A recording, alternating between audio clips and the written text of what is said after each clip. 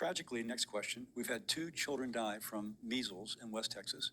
We now have an outbreak of like 1,000 children almost in South Carolina area. You're a mom. We're on the verge of losing our measles elimination status. Would you encourage other mothers to have their children vaccinated against measles with the MMR vaccine? Like you, I'm a physician. I believe vaccines save lives. I believe that vaccines are a key part of any infectious disease public health strategy. And I would work with you, the CDC, the NIH, ACIP, But would you FDA. encourage mothers to vaccinate their children with the MMR vaccine, seeing how we've had children die in this outbreak in South Carolina? I'm supportive of vaccination. I do believe that each patient, mother, parent needs to have a conversation with their pediatrician about any medication they're putting in their body or their children's bodies. You're the nation's doctor. Would you encourage her to have her child vaccinated? I'm not an individual's doctor, and every individual needs to talk to their doctor before putting a medication in their body. I absolutely am supportive of the measles vaccine, and I do believe vaccines save lives and are an important part of the public health strategy. We've had a tough flu season this year. Would you, as past Surgeon Generals have, encourage Americans to get vaccinated with the flu vaccine?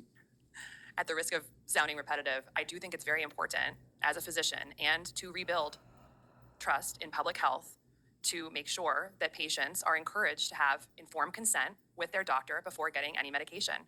I believe vaccines save lives. I believe they're an important part of public health. I also do not want to not encourage patients to have a conversation with their doctor. I think it's incredibly important, and informed consent is going to be part of building trust in public health.